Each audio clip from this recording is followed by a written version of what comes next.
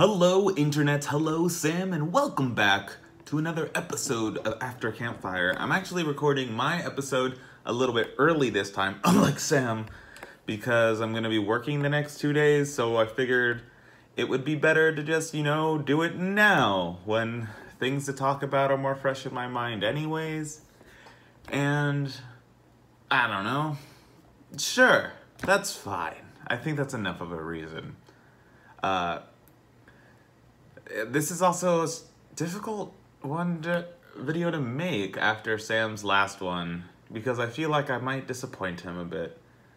Let me first just say, with Henry's Diary How to Adult, Jesus, that was sad and depressing how I just said that. Yeah, this is my weekend, Wednesday, Thursday. My weird hours, my weird nights, my shifts that end at 11:30 are almost over. The next 2 days, Friday and Saturday, I believe, maybe it's Sunday also, I am working those weird late night shifts again, and then done. No more. I'm gonna work during the daytime like a normal human from like 9 to 6 for another month at Boeing. So still weird days of the week, but not weird hours, which is good, except for the fact that now that we're being reduced to even less people there, I'm now one of only 2 people that are gonna be there, and one of them is gonna be gone for a week. So that means I have to work 8 days straight. I could theoretically ask for someone to cover one of those days, and I'm sure someone is willing to do it. However, because of Thanksgiving, I'm taking extra time off to go home, so I'm like, I'll do it. I'll just do it. It's gonna suck, but whatever.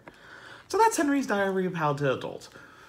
Still stuck at Boeing. However, the night shifts are over, or evening shifts, because I always call night shifts the overnight ones, and I still have to work weird days until the end of the year, but I am free during the evening at last, which is extremely important to me, and I'm happy, except I have to get used to waking up like a normal person again, like, for work. Like, I need to get up at like 7:30 or 8 or something. I'm not used to doing that anymore. I haven't been doing that for over half a year while I've been doing these shifts, so that's going to be difficult. So before I get to Sam's question, I should answer mine. So since Sam asked me what's something from the past I wanted, I asked him, what is something from the future that you expect, like, you're almost certain is going to happen, but it's not here yet, but you want now, or you just really, really want, and what's one of the most important things to you from the future that you need? And although Sam said holograms, which I agree are really cool, I'm always really curious about holograms, actually, since, like, with VR and AR, like, for those who don't know what AR is, that's is it alternative reality? I don't know. It's like when things are projected, it's like Google Glass. It's like when you wear something that alters your real world, but not like full VR.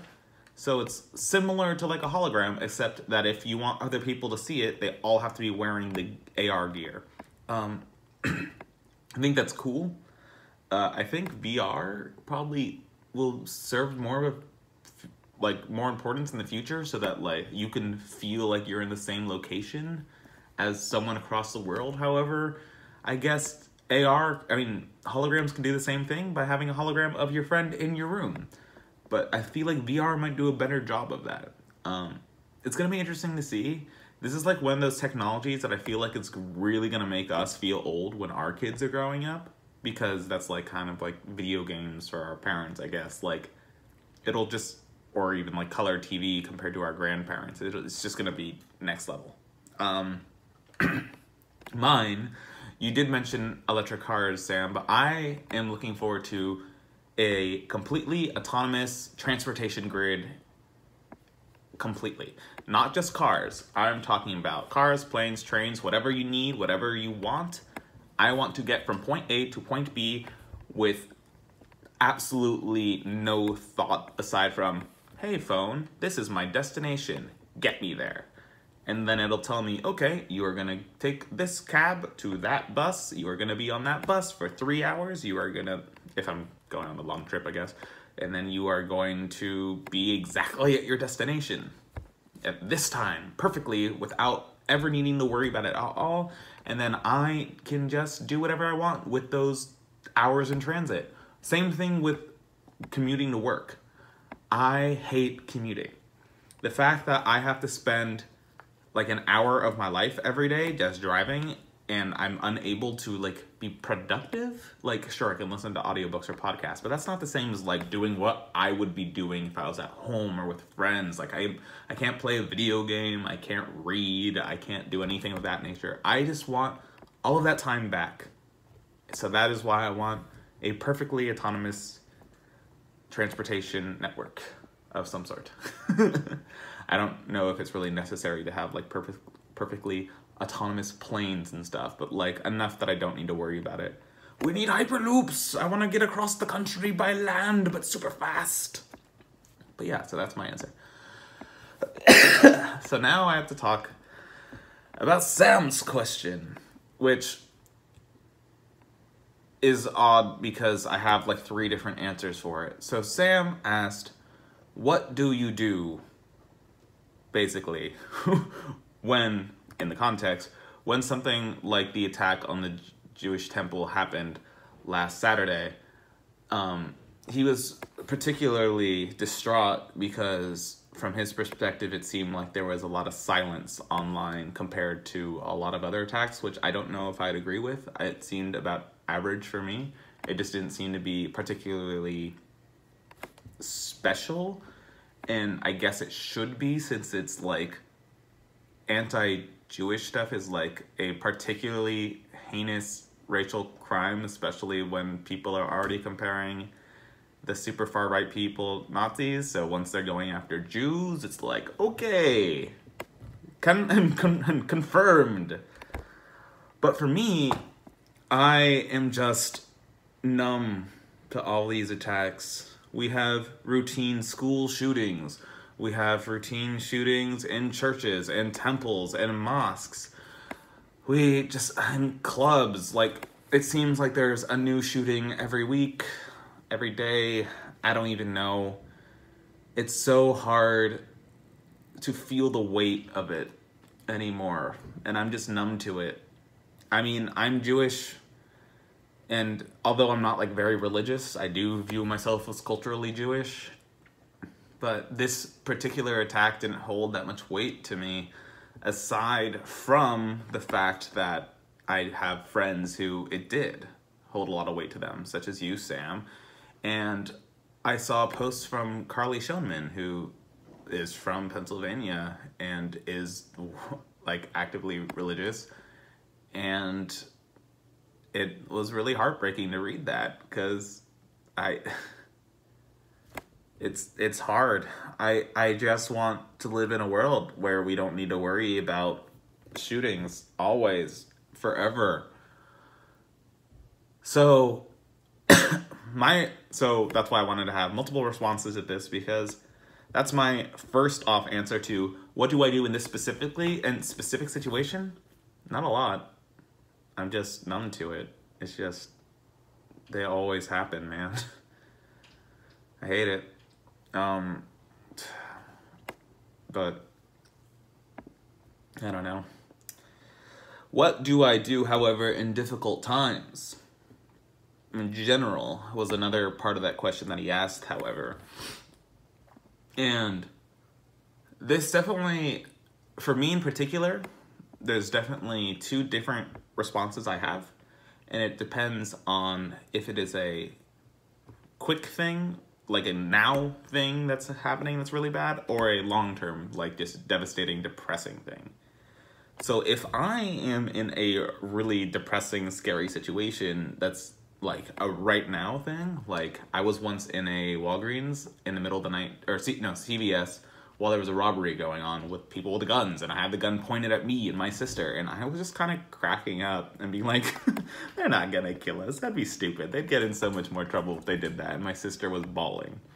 So I'm not the best in dangerous, really depressing, scary situations. I kind of just can't take it seriously, which is, I guess, an extreme version of how I live my life. Cool.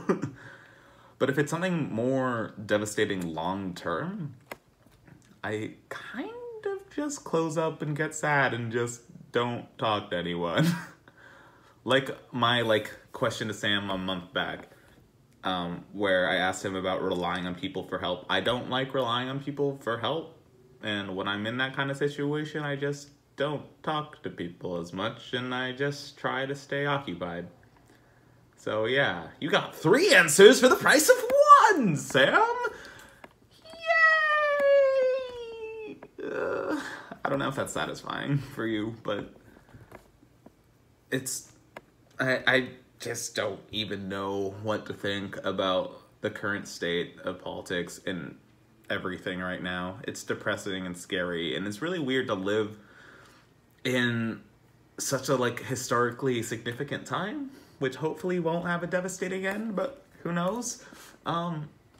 It's like that quote, like, may you live in interesting times, that's actually supposed to be, like, a bad thing, because if you're living in interesting times, usually it's bad.